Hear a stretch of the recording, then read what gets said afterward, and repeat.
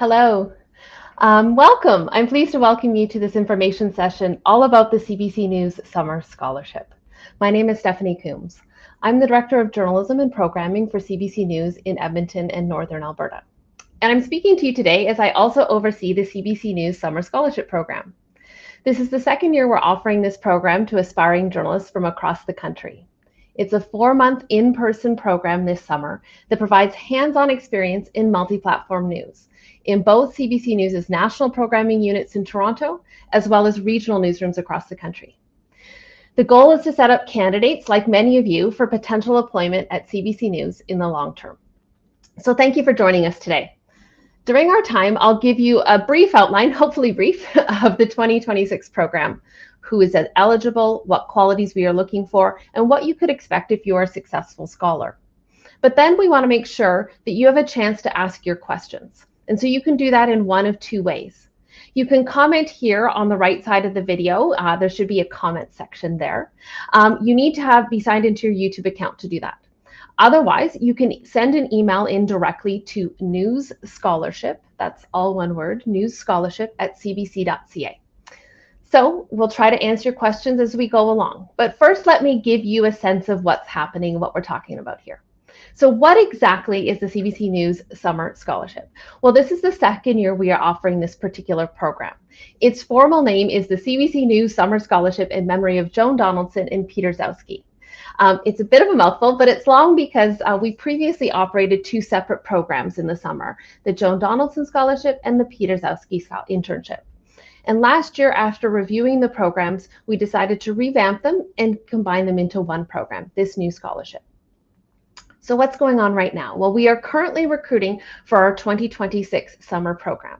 We are looking to hire 14 scholars for the summer. The 2026 program will run from May through August 2026. May and June will be spent in Toronto at the CBC Broadcast Centre, and July and August will be spent in a regional station, one of 14 regional stations around the country. During this time, if you were a successful candidate, we'd provide an onboarding and robust training program, as well as mentorship, to ensure that scholars are properly supported and set up for that long-term employment. Big question is always, who is eligible? So we are looking for graduating post-secondary students, either college or university, in their final year. So folks in their final year of study. So applicants will be considered if they have graduated or will graduate between fall 2025 and spring 2026. Students must have finished all their classes. Oh my goodness, I'm interrupted by a phone call. Students must have finished all of their classes and assignments by the start of the program on May 4th. So you might actually graduate or convocate later, and that's fine. What we're really looking for is you to be done your classes so you can focus fully on the program. Candidates must be legally eligible to work in Canada, must also be able to work full-time in person. So in person during the 2 months in Toronto and in person during the 2 months in a regional station. Candidates also must be able to work at CBC after the scholarship ends, should there be an opportunity to do so, and that is truly our goal. So this is why candidates must have completed school. We don't want you heading back to school in September. We're hoping that you will stay on working with us. Formal journalism education is not required. You do not need to be enrolled in a journalism program or graduating from a journalism program. You could be taking another program. What you do then need to do is be showing us that, demonstrating that you have journalism skills and experience. So maybe you're the editor-in-chief of your newspaper at school, you run the campus radio station, things like that. And you must have a valid driver's license. So how does the scholarship operate? Well, for the first 2 months, May and June, candidates will be based in Toronto. The first week is a coordinated training program, onboarding, get to know your colleagues, the 14 folks. And then you will spend 2 months, those 2 months, May and June, working at a network news program or unit. So the full list is available on our webpage, and in the comments in the chat, one of my colleagues will likely be giving you that link if you haven't gotten to that webpage already, although you probably have if you've signed up for this information session. But that webpage has all the information on the scholarship and includes a link to the list of the 14 programs programs or units that you could work in Toronto, and they include opportunities in audio, visuals, digital, and social. Then for July and August, the scholars leave Toronto and work in a regional news station. And so we have potential placements in all of the provinces and 2 of 3 of the territories. So it's 14 potential placements around the country. And again, that list is available on our webpage, so you can read about where we would be placing people. So what are the jobs going to be like? Well, the exact work is really going to depend on where you might be placed, but generally scholars participate in all aspects of news gathering, whether that's digital, audio, visuals, and social. This is not really job shadowing, this is job doing. It's an opportunity to actually do journalism. So some of those tasks could be chasing and pitching original story ideas, researching and interviewing, gathering and editing audio and video, fact-checking, writing, packaging stories and scripts, booking guests, and presenting material. So it's quite robust and will certainly depend on the different placement areas. So in order to do that, what kind of people are we looking for? Some of the abilities and things that will set you up for success. Well, we're looking for people with initiative. You can operate independently. You're self-motivated. You like getting out of the newsroom and meeting new people. You're curious. You have lots of questions about the world and how things operate. We're looking for people with good communication skills and good relationship building skills, because obviously, as we've talked about, we are trying to get, hopefully getting people to work with us in the future. One of the biggest questions we often get asked is, what is the compensation? And that is an important question. So these are paid full-time positions. Compensation is in line with our collective agreement, and it's approximately $23 an hour. Scholars are also eligible for benefits, excuse me, and accrue 5 vacation days by the end of the program. So one of the things is we do pay for your travel expenses to and from your placements, so to Toronto and your regional location. However, you are responsible for your accommodation costs and living expenses in both of those locations. So quickly, I'll go through how to apply, and then we can get to some questions. So to apply, you're going to go to our webpage, and you're going to read everything there. Please read everything there to make sure you've got the information. Much of it is the same as I'm speaking about here, but a couple things I do want to highlight. We are looking for you to put together one PDF and upload one PDF that includes a 1-page cover letter, up to 2-page resume, and 1 page that lists 3 stories you've done, and you're proud of, and tell us why. I know you can also give us a link to your portfolio, but as you can imagine, we get hundreds of applications. So we're really looking for you to tell us what are your 3 best pieces and why. You're going to apply on the CBC job site, and there you need to be prepared to answer a few screening questions. They will confirm your eligibility, that you are graduating, that you do have that driver's license, that you can work in Canada. And it's also going to ask you to identify your choices for those potential placement areas, both in Toronto and in a regional station. It's going to ask you why you've chosen those. And you want to think a little bit about that, about why you're choosing the locations or the programs. Was we try to fit people where they've requested, but where we can't, because obviously we have to make some hard decisions, knowing why you've chosen those locations will help us maybe find something else that will be similar, a similar work experience. You also will need to provide the name and contact information of a reference. So this is someone who can speak to your journalism skills. We don't need a reference letter for them at this point. What we just need is their name and contact information. And if you move forward in the recruitment process, they will be contacted to answer some questions from us. So the closing date for those applications is November 10th, but don't wait until then. Do it by November 8th or 9th. Do it this weekend at the last. So that in case you have any technical issues, you're having other problems, make sure you do it in advance. Let's not leave it to deadline. We're journalists and we love deadlines, but let's not leave it to the end. So that was a lot that I got there in about 10 minutes. So we can start taking some questions now. And I know, as I mentioned, the ways you can send in questions are in the comments on the side. Please put in your questions, and my colleagues will let us know when we have questions. I have Justin and Renee and Jessica working behind the scenes to give us a hand. So they'll be looking at your questions and letting me know which ones we should answer. So you can put them in the chat, or you can put them, you can send into newsscholarship@cbc.ca. We had a couple questions sent in advance, so I may just start there while we're getting your questions underway. So one of the questions that we often get is, what's the timeline? How am I going to know if I'm successful when successful in moving forward in this recruitment? which is a very valid question. You need to plan your life. So one of the things that, so I'll walk you just through sort of some of the steps in the application process. So there is this application that we're asking you to do by November 10th. Ultimately, we will make decisions, final decisions in February. That's when we will finally select those 14 folks. But along the way, there are a few steps. And so the first step, we do an initial sort of screening to see who are the people with the right experience and eligibility, and then we move people forward. And so there'll be a stage where we're doing those contacting references. There will likely be an assignment to do to test your skills, and then an interview. And at each stage, we will give people feedback about whether they've moved forward or not. So that's an important thing to know, is that it's a multiple sort of stage, and so you're not going to find out right away that you've gotten this job. It's going to be a few months as we move forward. So just keep that in mind. At any time you have questions about the program, you can, that email address that I've given to you before, newsscholarship@cbc.ca. That's the one you can do.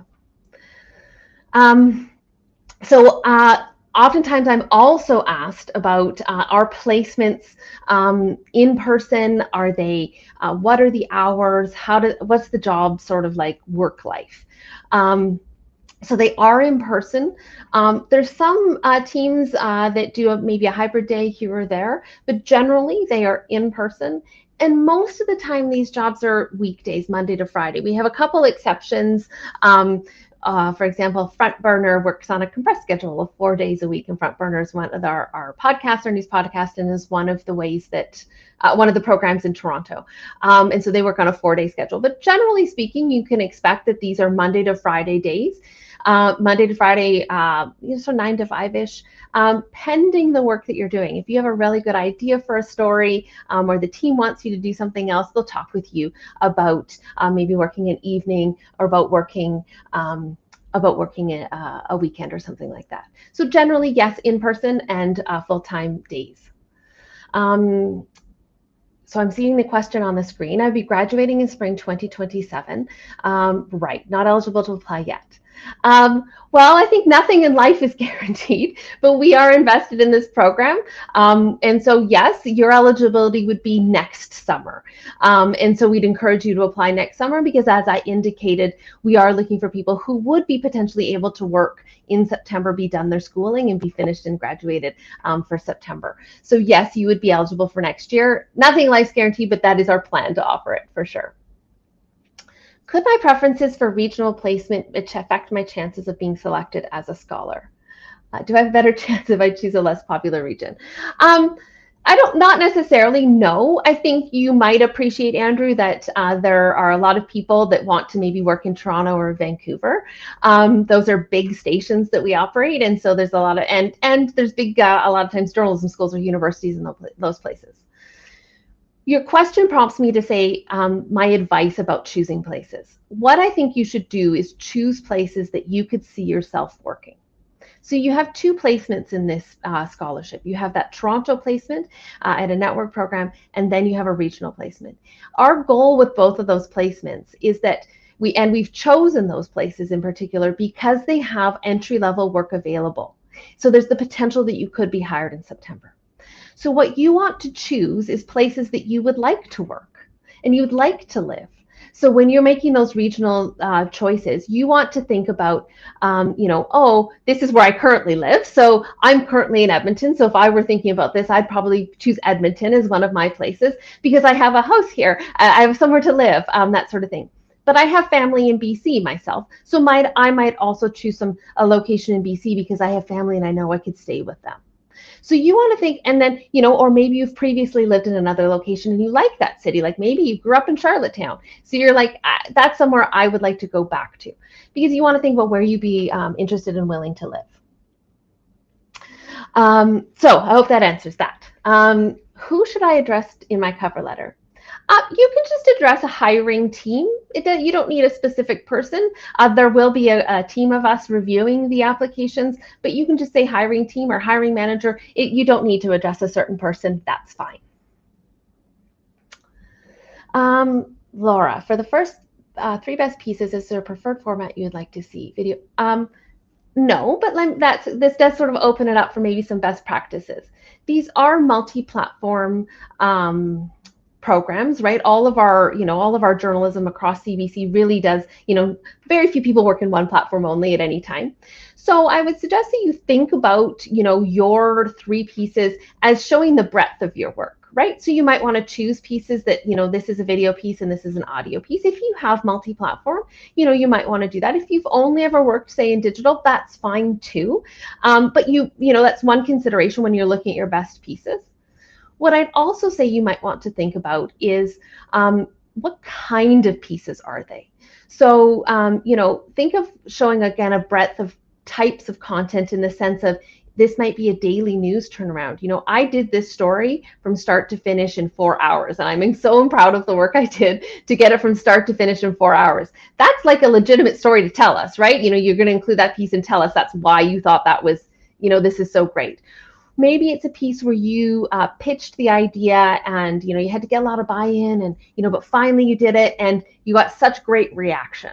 So part of the telling us why you've chosen the story gives us a sense of what was satisfying in that for you. What did you take away from that? So I would say, Laura, you want a mix of pieces that you think shows your best work, but like in that, it tells us a little bit about you and about what you might have accomplished to get the piece done. Aru, and I hope I'm saying that right, Aru.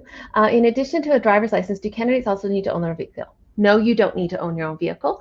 And that gives me a chance to talk to you a bit about equipment. So you do not need to provide any of your own equipment for these placements. You will be provided with a laptop. If you are driving to places, we have a car. There's recording facilities here in all of our stations. So you don't need to provide that. But yes, the driver's license is pretty important for us because while you can live in some of our cities and many cities in Canada and rely on transit, it's not an effective way to get to something if there's breaking news. Often you need to be, you're going to get there and the place you might be going doesn't have a transit service. So having a driver's license is important, and you will sign an agreement and then be able to take a CBC car to your assignment. Haruka, for the work samples, would you mean highlighting why I'm proud of them rather than skills? Both.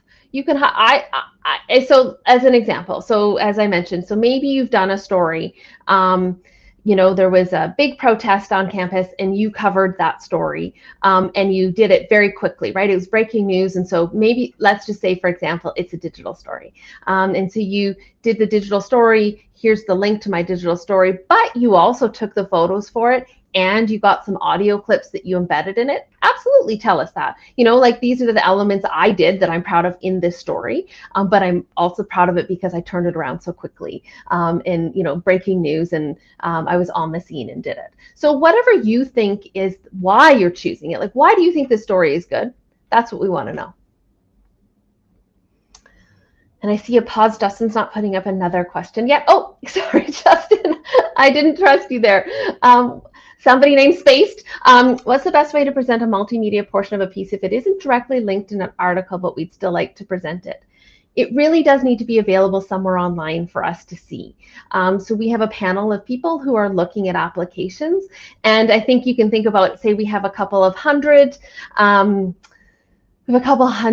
applications. We need that information to be easily accessible by all of our reviewers, our committee reviewing the applications. So that's why it does need to be available online. So what I'd say is if you have a multimedia project that maybe currently is living on your computer, it's quite easy to give yourself a website, upload it to your website so that we have an easy link to get to it, so that is shareable between the whole group.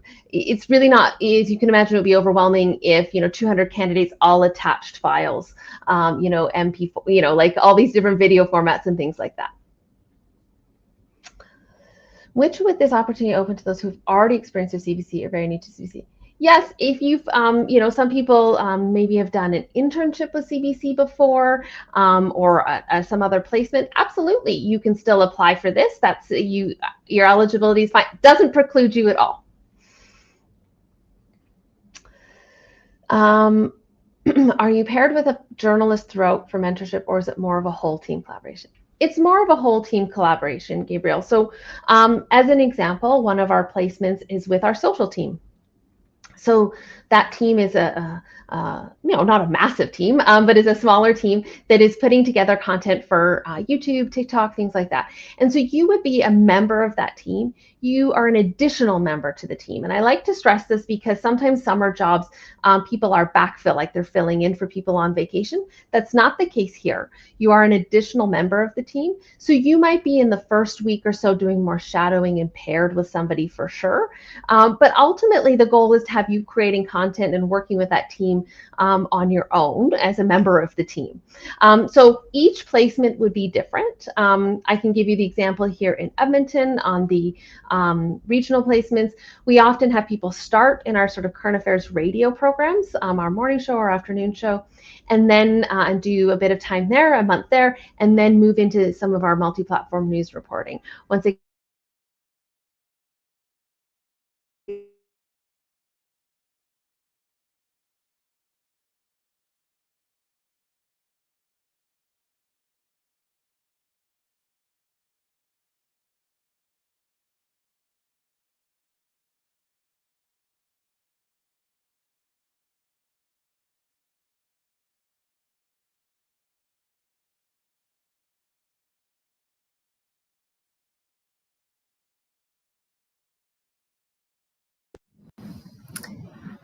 just going to check that you can hear me still. I'm just going to ask for one of my colleagues to pop me a note to say that you can now hear me.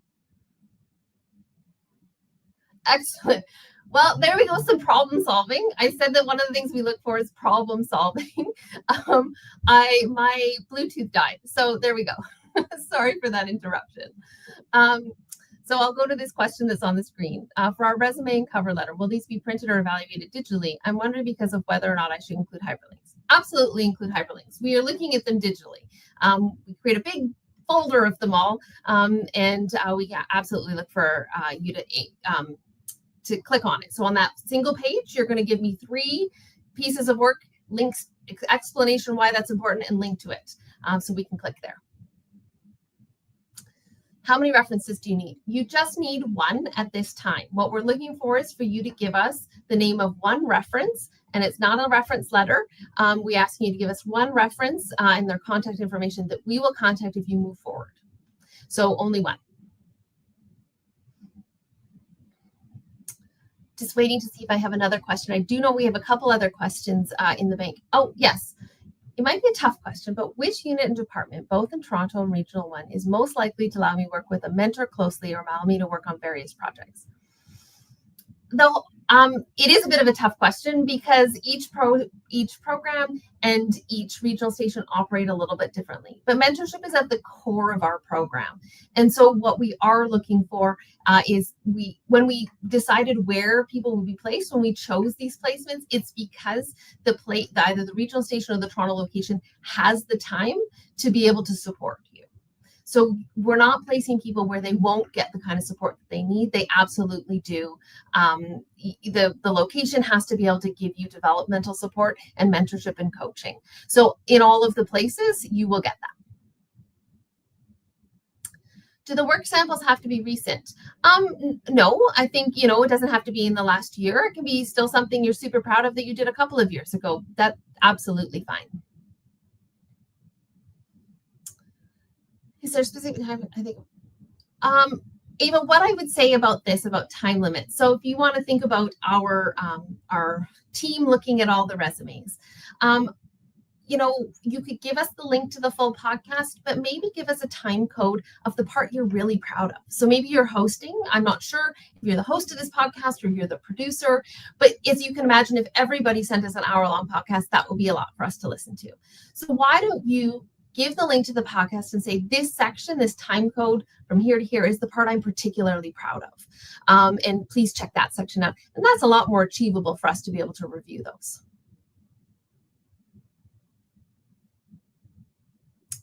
Some French is good or primarily want to work. So these are primarily English placements. If you were looking to work out of our Montreal office, which is one of our placements, bilingualism is required to work out of that office. But this is an English work placement, and certainly Toronto will be in English. So you do need to be able to work in English. Our whole panel is not bilingual. So if you are including something that's in French, then I think you should probably include a translated version. Does the CBC help find housing? And if not, how much notice are we given? So as I mentioned to you, you are responsible for your accommodation costs and I would say arrangements. You are going to arrange that. However, we are making decisions in February about our final selections and then telling people, yes, you've been selected and here are your placements. So those first 2 months are automatically in Toronto, so you will know that. And then your second 2 months, July and August, are in another location, so you'd have longer runway to figure that out. But that is your responsibility to figure out. But you would have several months in advance to make those arrangements. Just waiting for the team to catch up. Do I have any tips for application and interview? Absolutely. I have lots of tips. So an application, I always talk to people about really think about your application and how it's selling you. So a couple of things we'll talk about. Your resume. So your resume is an indication to me of what you have done, right? It's a list really of what you have done. And so what you want to do there is include, all of your education, your experience. Give me a sense of the kind of person you are. You can include things like, extracurriculars, that sort of stuff. It doesn't have to be all business. Giving us a sense of who you are in that resume is great, but it is what you've currently done. So you want to use your cover letter to do something a little bit different. If your resume has told me what you've done, your cover letter can tell me what you think you could do in this opportunity. So let me picture you. Give me a mental image of you in this job. So, you can talk about some of the placements, if you have a real drive to work for the National, for example, you could include that in here. Like be specific about like placements or, you've grown up in Regina and that's really where you'd like to be. But talk to me about let me imagine you in this job. Sell me on that. I know what you've done because it's in your resume. So the cover letter is your opportunity to look forward. So you can use your experiences, because I have done X, I would be very good at doing Y. Absolutely. But you want to really make sure you have that, and I'd be very good at doing Y. You want to be pushing this forward so that I can see you in the position. And then, of course, as we've talked about, that one page that has 3 examples of your work, telling me really why you've chosen them. There's nothing worse than me as a hiring manager getting a list of, somebody's portfolio and not knowing why you think it's so good. Not knowing what you're proud of, what you got out of it. That's an extra selling point. So then the interview, just quickly before we move on from there. Interviews I know can be scary. And in this case, it will be a panel interview. It's likely to be about 3 people who will be asking you questions. But think about the interview does another sort of different thing too than the application. The interview, again, is learning about you as a person. How do you operate? How do you tackle a challenge? What are your sort of thoughts as you work through issues and concerns? And so a lot of times questions in an interview are situational. We might ask you something like, tell me about a time that you did something. Maybe you had a conflict. And we all have conflicts. And these questions are never about catching you out on something. What they are is about finding how you navigated that problem. We want to learn more about you. So interviews are never interviews we do. They're not to trick you, to catch you out. We really want to bring out the best in you. That's absolutely what we want an interview to do. So if you can go in thinking that, yes, you can be nervous, they can be nerve-wracking, but know that that is our goal. And so we're not trying to catch you out or trick you out. Are there opportunities to work on covering sports? So we do not have specific placements in sports. We are focused in the Toronto network. Opportunities are very much about news, although some of them can be not like hard, every hard news like politics or things like that. There are opportunities to do work in health and things like that. And as you say, entertainment. So to some degree, a little bit sports like in that space, but not really. Maybe you have an issue piece about sports. Absolutely. Like maybe there's something about health, like an issue piece might be concussions of athletes, that kind of thing. In the local rotation, potentially more, in the sense that you'll be pitching stories, and maybe you might pitch a story about something sports and athletics related, absolutely. But those, not game coverage. So those would be more issue stories, trends, things like that.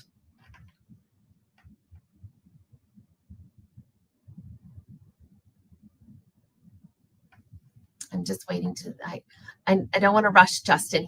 Justin is the guy behind the scenes putting all these questions up. So it's amazing for me. Thanks, Justin.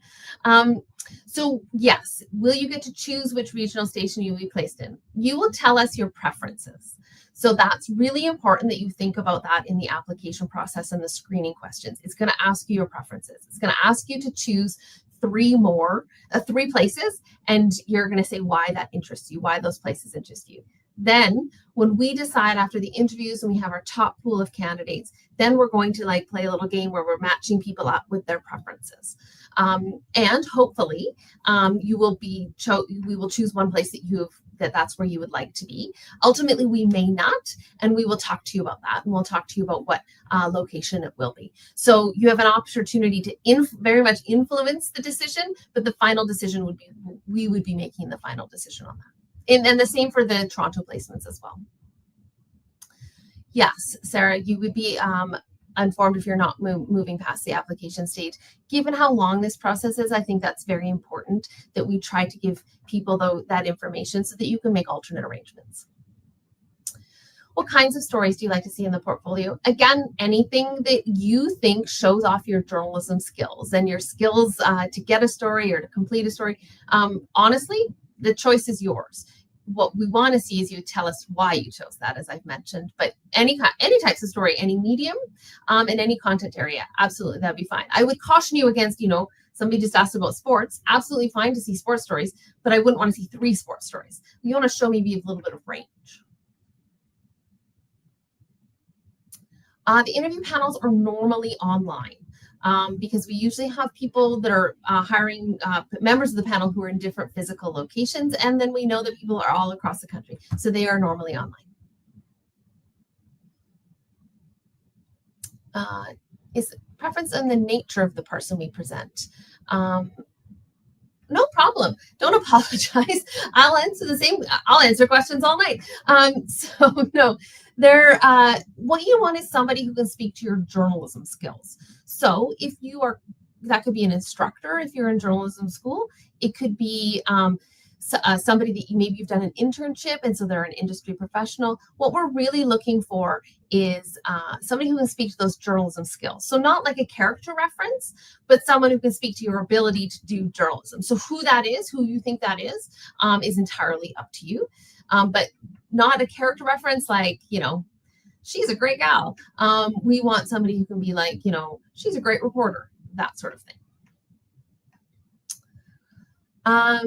So we talked a little bit about this. The work hours are generally Monday to Friday, 9 to 5-ish, but there might be some differences.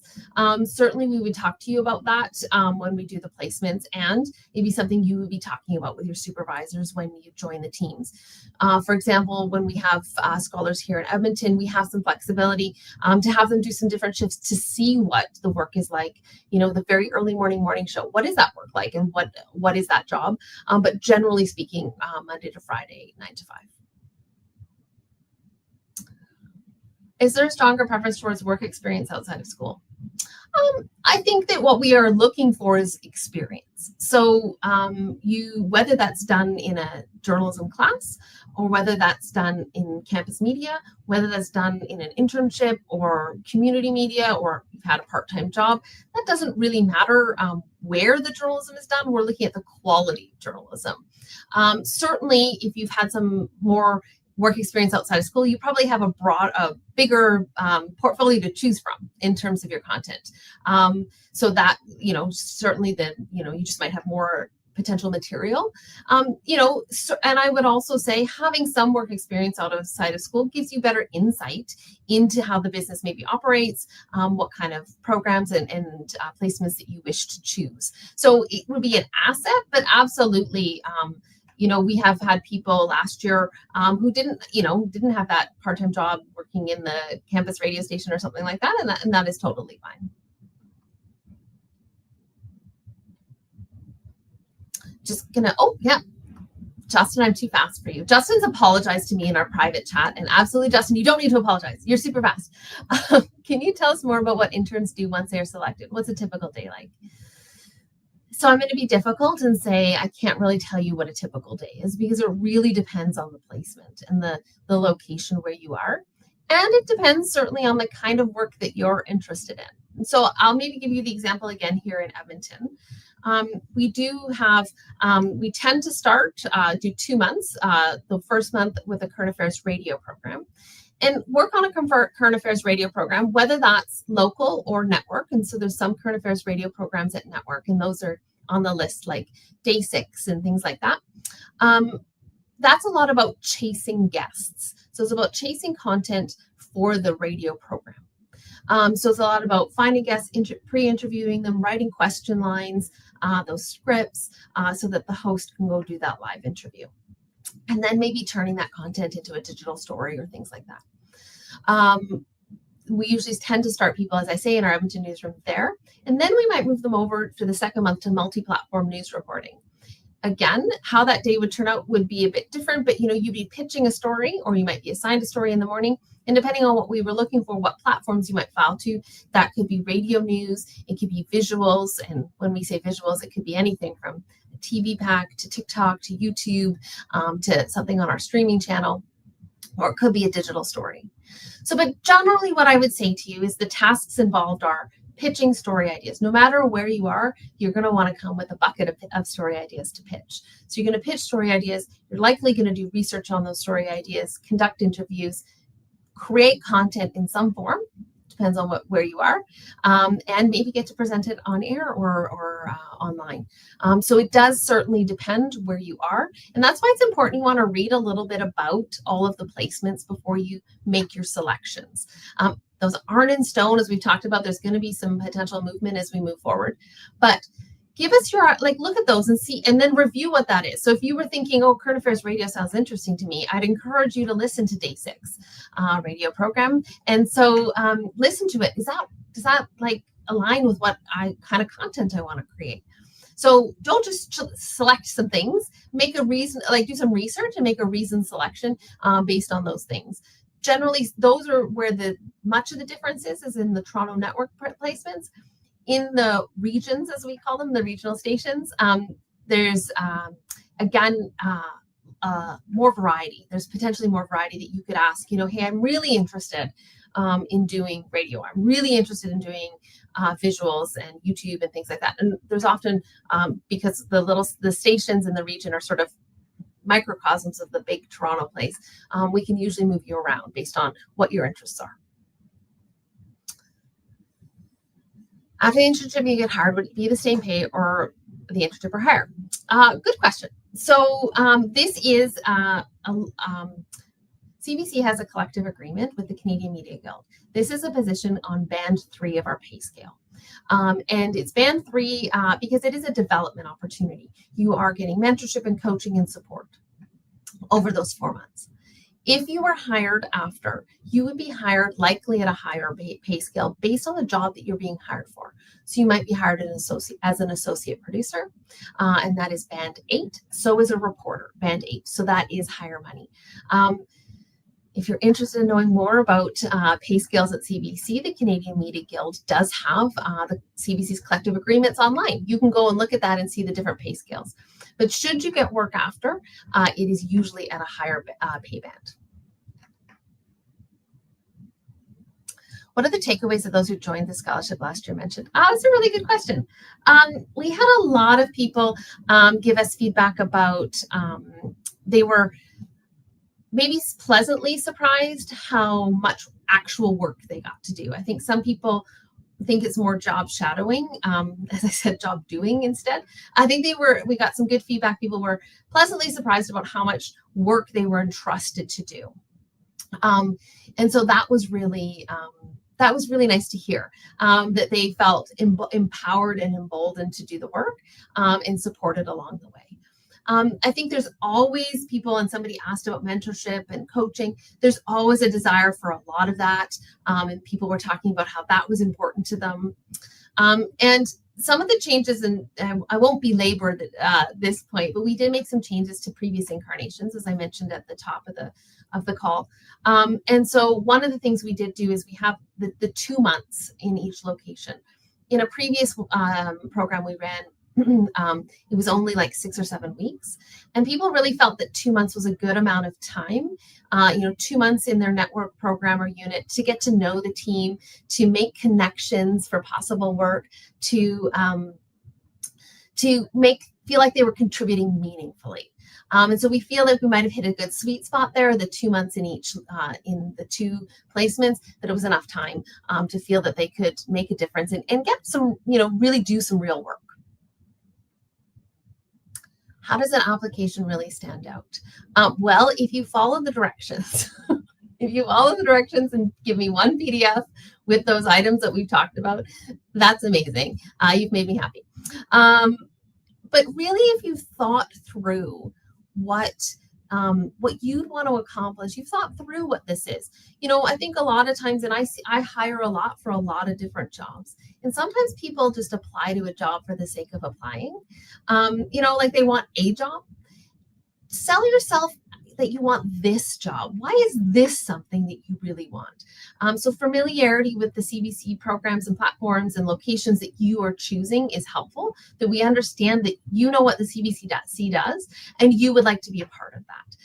I think that's really important. Don't put in an application that's just that you could use for any job, like with sort of a rote cover letter. Sell yourself in this opportunity. Show me that you've done a little research on what the program is, and what these opportunities are, so that I know that you've thought about it and you put some time and effort into that. And then, please don't make spelling mistakes. That would be great. And somebody asked who to address the cover letter to.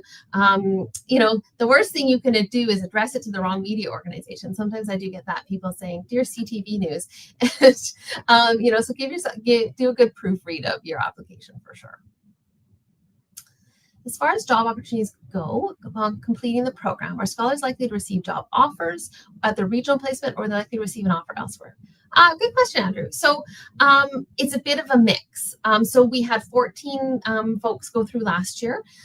13 of them are still at CBC, which is exciting. It's a really good success rate.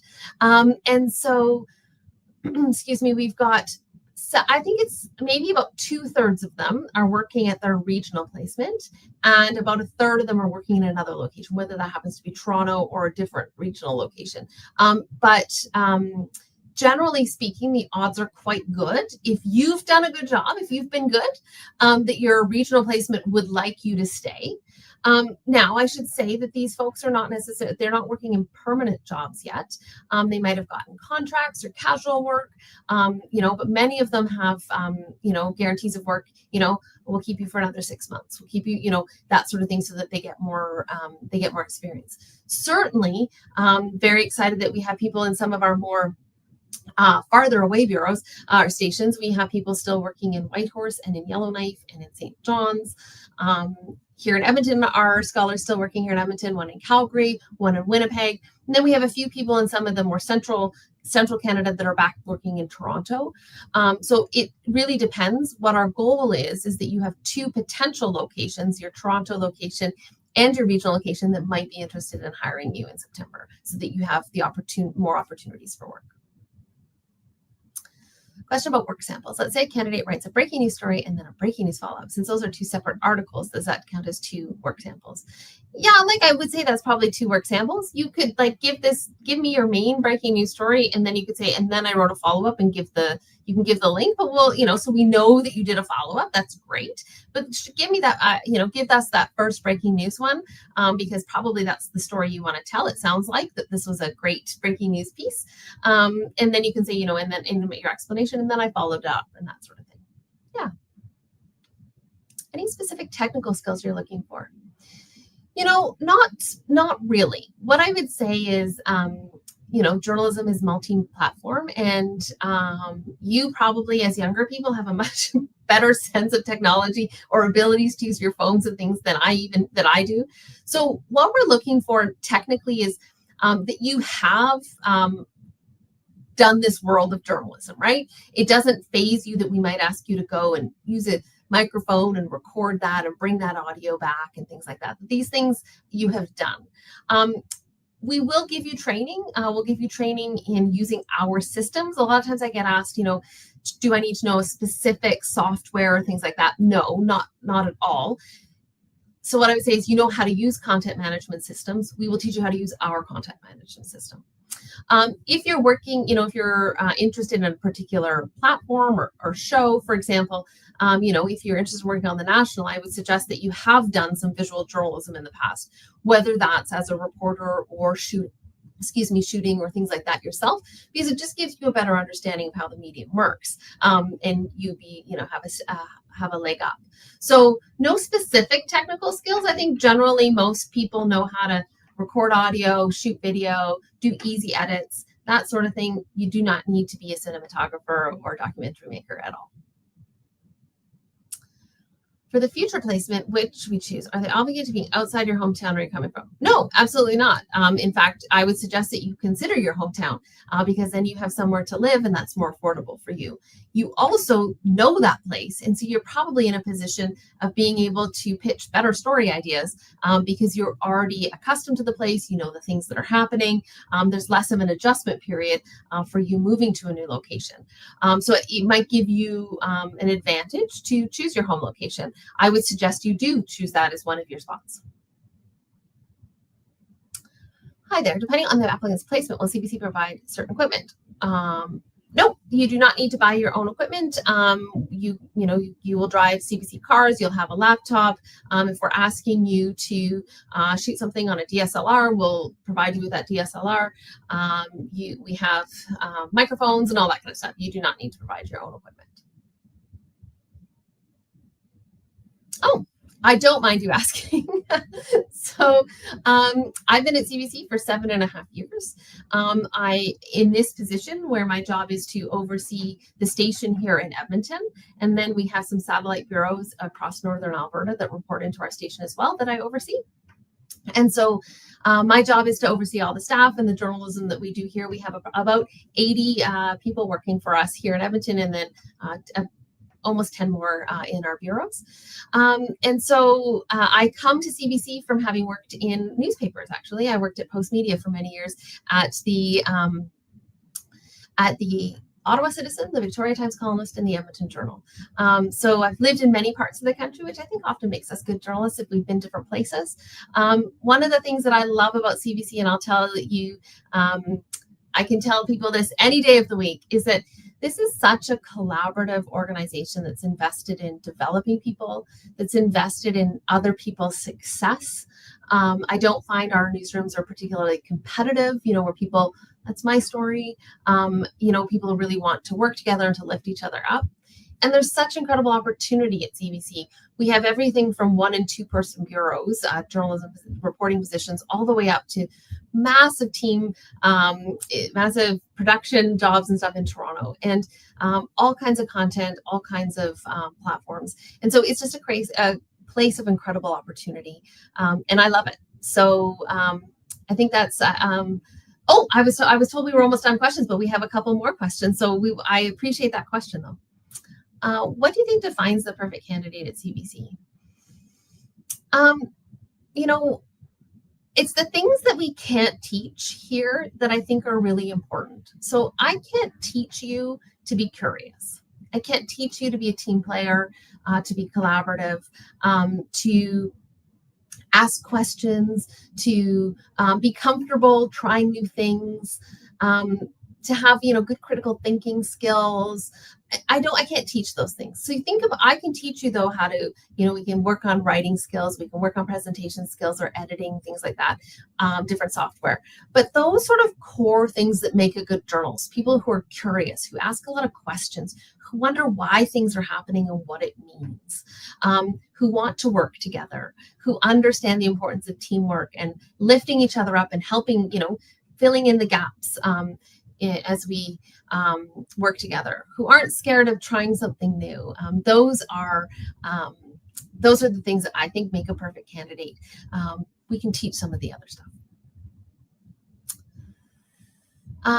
Would it be beneficial to who are already familiar with the CBC systems? Sure, yes, but we are going to train you. So it would just probably make your training days easier. You're going to get the same training as everybody else on using the CBC systems, the different content management systems that we use. So it would just make your training days easier. It wouldn't set you apart in the hiring process.